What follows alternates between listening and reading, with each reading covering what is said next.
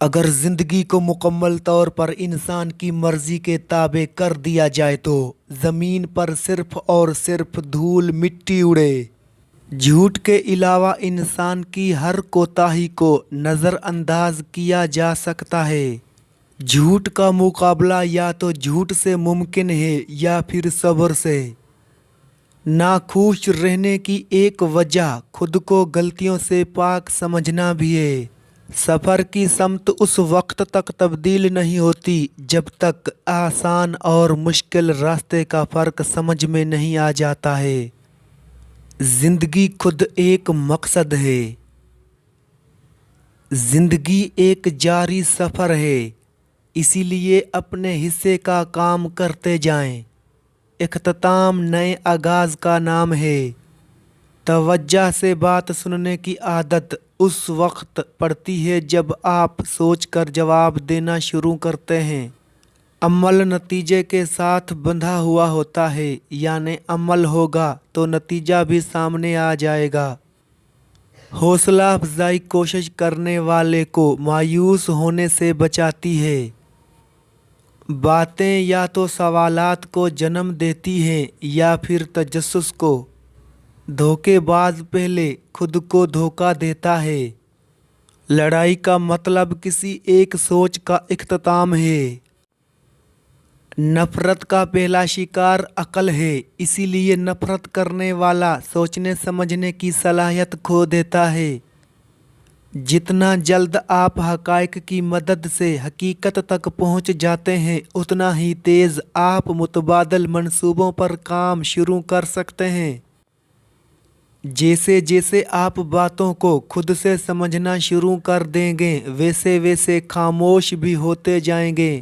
وقت کا سب سے بے رحم عمل یہ ہے کہ وہ چہروں پر پڑے نقابوں کو اتارتا ہے۔ میں نے آج تک نہ ہی کوئی بیوقوف شخص دیکھا ہے اور نہ ہی عقل مند، بس ہر کوئی اپنی اپنی مرضی کے مطابق سیکھ رہا ہے۔ اگر آپ طاقت رکھنے کے باوجود بھی کسی کی کمزوری سے فائدہ نہیں اٹھاتے ہیں تو آپ بہترین انسان ہیں۔ انسان ضرورت کے تحت اپنے گرد لوگوں اور چیزوں کو جمع کرتا ہے۔ لین دین کے معاملات میں ہر بات کو پہلے سے واضح کر لیں تاکہ کوئی غلط فہمی پیدا نہ ہو۔ اگر آپ لوگوں کی خدمت کرنا چاہتے ہیں تو اپنے کسی منصوبہ کو خفیہ نہ رکھیں۔ ہارنا ناکامی نہیں ہے، ہار کی وجوہات کو نہ سمجھنا ناکامی ہے۔ تربیت اور تجربہ مل کر زندگی کو کامیاب اور آسان بناتے ہیں۔ جہاں غصہ ہو وہاں خاموش رہیں اور جہاں نفرت ہو وہاں سے چلے جائیں۔ نفرت خود بخود آپ کو جھوٹ کی دنیا میں دھکیل دے گی۔ جھوٹ کا پہلا شکار عقل ہے، جس میں جھوٹ عقل کو تھکا دیتا ہے۔ لین دین کے بغیر کسی کی ایمانداری کا اندازہ نہیں لگایا جا سکتا۔ بات کرنے کا حق ہر ایک کو ہے، تاہم اس بات سے اتفاق یا اختلاف کرنا آپ کا حق ہے جسے ضرور استعمال کرنا چاہیے۔ اگر آپ کا ضمیر اور نیت صاف ہے تو اس بات سے کوئی فرق نہیں پڑتا کہ کوئی آپ کو اچھا کہے یا برا، آپ اپنی نیت پر جانچے جائیں گے، دوسروں کی سوچ پر نہیں۔ زبان وہ آئینہ ہے جس میں ہمارا عکس نظر آتا ہے۔ برداشت کی کمی غصے کی شکل میں باہر نکلتی ہے۔ جس حد تک ممکن ہو دوسروں کی ذمہ داری اٹھانے کی بجائے ان کو اپنی ذمہ داری خود اٹھانے میں مدد کریں۔ خاموشی کا بنیادی مقصد خود کو سننا ہے۔ چار دیواری تحفظ بھی دیتی ہے اور قید بھی کر لیتی ہے، کیونکہ یہ خوف میں، تحفظ اور تجسس میں قید کا احساس پیدا کرتی ہے۔ کم عقل کی کوئی حقیقت نہیں ہے، بس کچھ لوگ پہلے سیکھ لیتے ہیں اور کچھ لوگ بعد میں۔ طاقتور کی عاجزی کمزور کو بولنے کا موقع فراہم کرنے کا ایک طریقہ ہے۔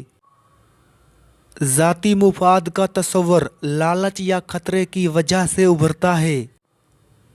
جلد بازی جھوٹ بولنے پر مجبور کر سکتی ہے۔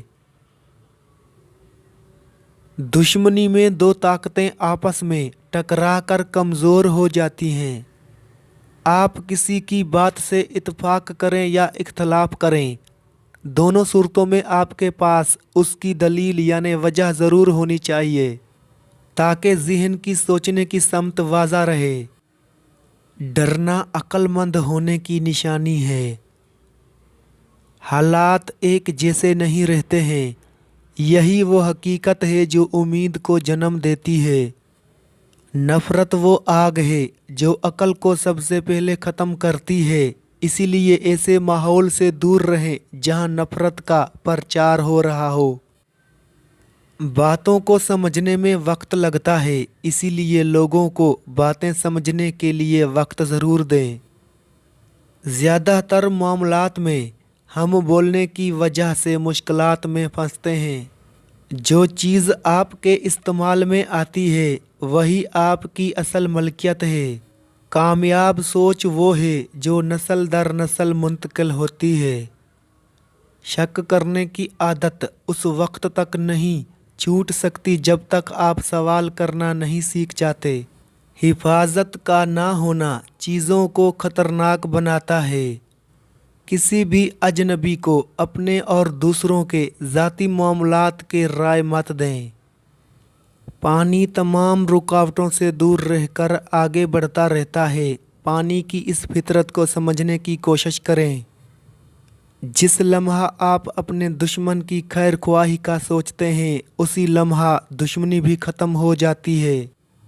हकीकत एक ऐसी चीज़ है जिसे कबूल करने या इनकार करने के बाद आप बेखौफ हो जाते हैं।